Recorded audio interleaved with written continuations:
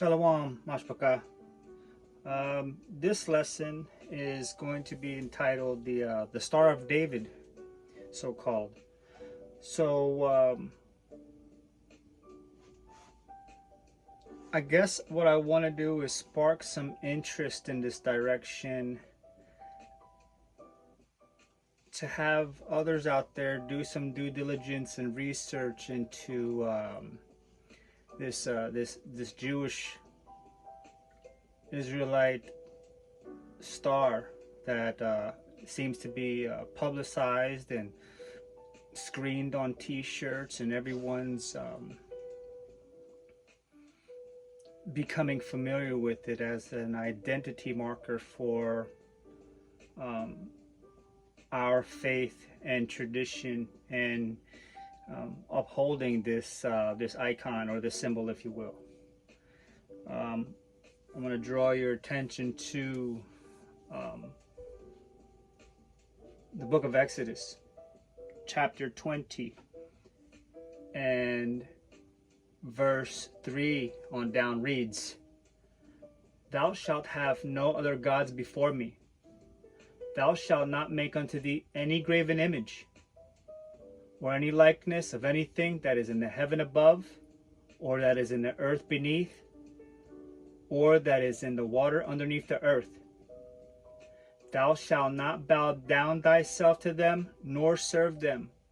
For I am Yahweh Elohim, am a jealous Elohim, visiting the iniquity of the fathers upon the children until the third and fourth generation of them that hate me." I can reread this over and over and over and over and over and over again until it sinks in to the minds and the hearts of the true worshipers and followers of the Most High Yah, and really look at that commandment with severity. Because if we jump over to Deuteronomy 29 and 24 on down, it reads, "Even all the nations shall say, Wherefore hath the Lord done thus unto this land? What meaneth the heat of his great anger? Then men shall say, Because they have forsaken the covenant of the Elohim of their fathers, which he made with them when he brought them forth out of the land of Egypt. For they went and served other gods, and worshipped them, gods whom they knew not, and whom he had not given unto them. And the anger of Yahweh was kindled against this land, to bring upon it all the curses that are written in this book. And Yahweh had rooted them out of their land in anger, and in wrath, and in great indignation, and cast them into another land, as it is this day." This Star of David, this Magan Dawada, Shield of David, titles are being thrown at it, is also known in the occultic practices and in that world, and specifically rooted in, into this country. It is deeply rooted. Other pagan practices are rooted deeply into the cultures and into every thread of this society. And if we are to come out of this Babylonian mindset and culture, that means ridding yourselves of everything and every identifier that ties itself to another land, another culture, another people, and so on and so forth. Everything. If you're coming out of Babylon, you come out naked, and you put on royal garments, clean, washed. Yeah? So this Star of David is also called the well, I'm gonna jump into this book real quick. I'll pan down a little bit, see if you can get it. Right? This text comes out of a book called The Mysteries of the Bible. You can check on it if you'd like. The Star of David, Seal of Solomon. The symbols of the 12 tribes of Israel appear on this modern Star of David pendant. The origin of this Star of David, now widely recognized as the emblem of Judaism, is obscure. One legend is that King David bore a hexagram-shaped shield when he fought Goliath, originally a pagan ornament. The hexagram was later named both the Star of David, or Magan Dawada, and the Seal of Solomon. By the Middle Ages, the symbols were used as talismans against evil. The terms Seal of Solomon and Magan Dawada were used interchangeably in magical texts.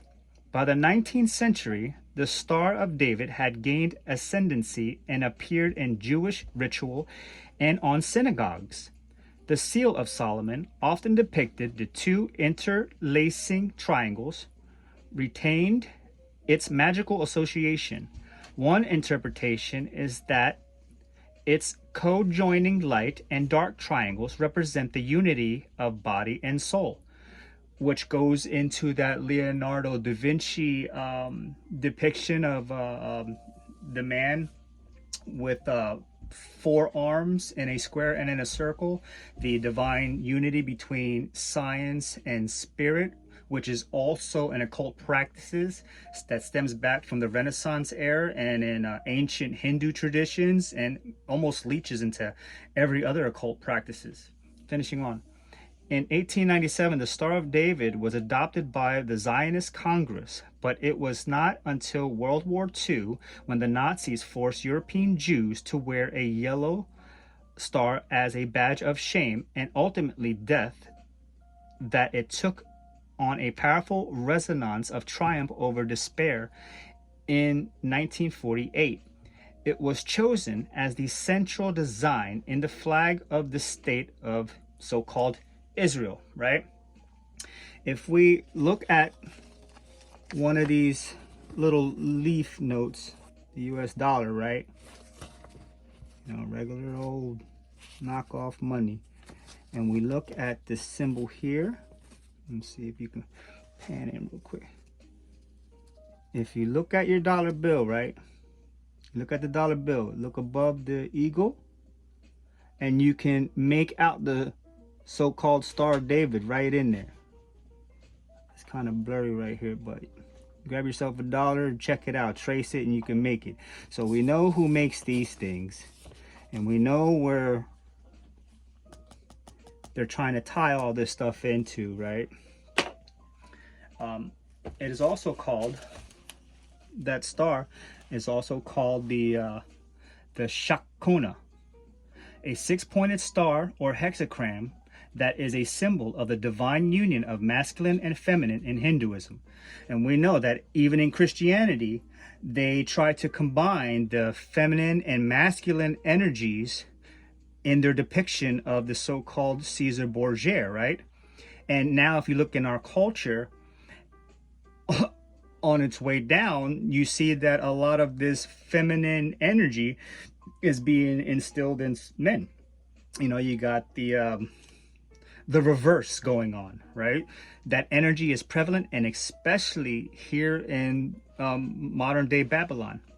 Where was I at? A 6-pointed star or hexagram that is a symbol of the divine union of masculine and feminine in Hinduism. It is made up of 2 interlocking triangles, with the upper triangle representing Shiva or Purusha, and the lower triangle representing Shakti or Prakriti. The Shatkona is also associated with the Hindu deity Kumara or Kartikeya, the son of Shiva and Shakti. Other meanings in this symbol can include the Shatkona represents the deity that a devotee speaks to communicate with, or divination, right? And we know that we're not supposed to do that.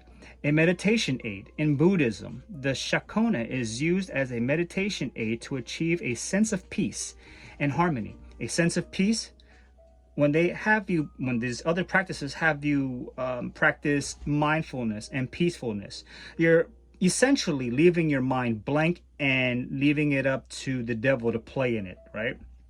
And you're open up to all kind of spirits. Finishing on, symbol of Lakshmi in Hinduism. The Shatkona is a symbol of goddess Lakshmi, the goddess of fortune and material and abundance. So you are ultimately going to have to make a decision whether or not you find wearing any of these symbols on your body or on a t-shirt and making a business out of it is going to be beneficial to your spiritual walk, being closer to Hamashiach Yahushai and practicing, the true faith. We'll pan over to, I don't know how well I can get that. Let me see if I can. And I know a thing or two about Hinduism and its practices. And let me tell you, messing with that energy is absolutely real. It opens up portals and doorways to dark energy. And thankfully enough, as I was going through my awakening in 2019, the Most High Yah saw it fit to snatch me out of the fire, show me a little bit of what that occult practices has, which ultimately opened up my eyes to see it actually play out in our environment and then through the culture. So blessed be Yah, right? I know a thing because I was practicing Hinduism. Thought it was a very spiritual practice, and I left myself open to a lot of unwanted situations and spirits and energies. And blessed be Yah, I repented and found my way back to the covenant and who I am, and now finding my brothers and sisters in my tribe. So I'll praise to the Most High Yah. So I don't know if you can see the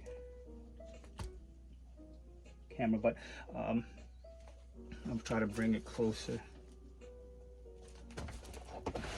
Un momento. So I went and did some investigation and tried to get a better understanding of what these symbols meant and what what to look for and so on and so forth. But this is probably going to be a little better. All right, boom. So right here you can see that they're calling the seal of Solomon, a hexagram with circles in it. This is what it's depicted as. You do some investigation, you'll find out. I looked up witchcraft practices and symbology, and obviously a lot of the stuff is congruent with the occultic symbols and stuff like that. We're looking for the inverted triangles, the feminine and divine energies found in a lot of the practices, right?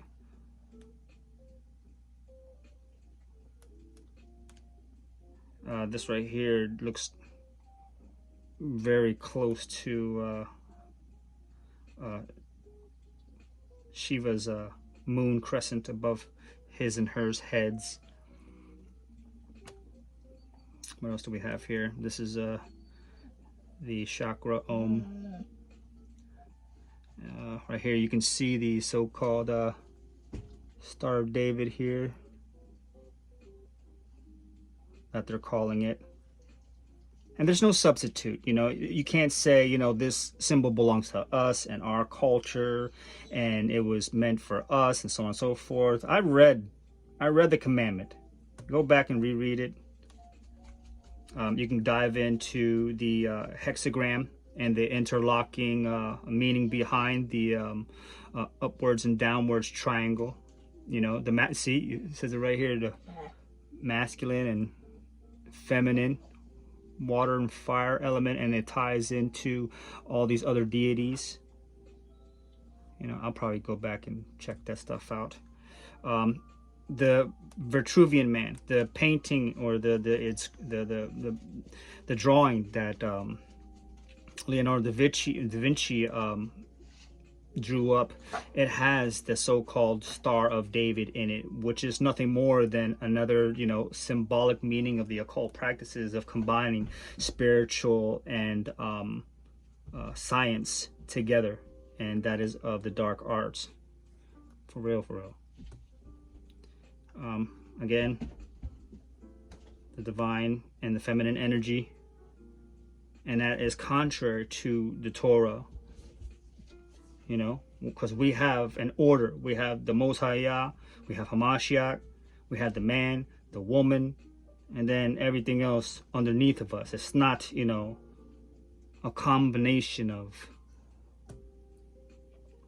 here you got multiple Hindu deities, and a lot of the symbology is mixed in with those arts as well, you know. And if we're called to be a peculiar people and set apart in a royal priesthood and so on and so forth, and we're going to be, you know, everything made new, why are we taking and sharing the same images and cultures and other cultures, false cultures, so-called, right? Here's a video of, I'm sure some of you have heard it, but this was at the Congress. Democrat Republic Clever ended his prayer. Let me turn this off real quick.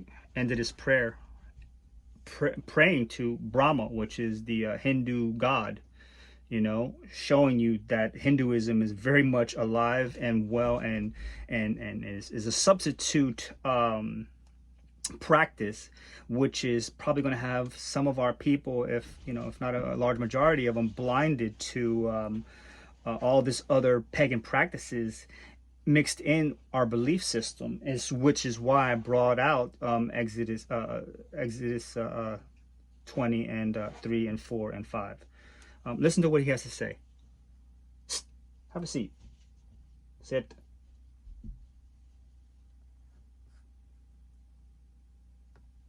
To shine upon us and be gracious unto us. May the Lord lift up the light of his countenance upon us and give us peace. Peace in our families, peace across this land, and dare I ask, O Lord, peace even in this chamber, now and evermore. We ask it in the name of the monotheistic God, Brahma, and God known by many names, by many different faiths. Amen and a woman. So, monotheistic God, Brahma, right? If this so-called warm water to help me lose weight. If this so-called nation is supposed to be godly and and has a Christian background and so on and so forth, we can very well see that the spirit behind this nation is going to have a spiritual enticement for peace and humanity and everything else, and that goes along with the with these symbols. So I pray that we come and approach the throne with purity and sincerity, with meekness and humbleness, bearing all, making ourselves totally naked of this world, stripping ourselves of all the practices and beliefs and the mindsets that have nothing to do with our culture, our heritage, and our faith. Continue to study and be interested in any kind of stronghold that may interfere with our walk, and anything that may be pressed upon us. We don't want to be seen unworthy. You know, we want to be washed in our clean garments and so on and so forth. And I leave this this lesson here, you know, for you to be interested in maybe investigating it for yourself.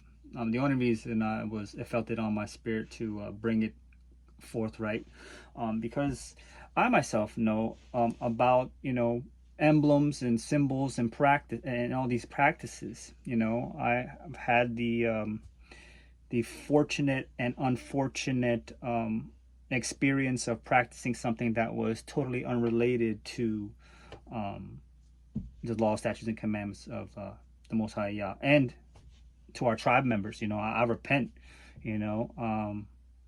but I pray that through my experiences, I can hopefully edify a hopeful elect, and they know to steer away and stay on that narrow path that leads to salvation. And so I hope this is edifying. Until the next time, Shalom.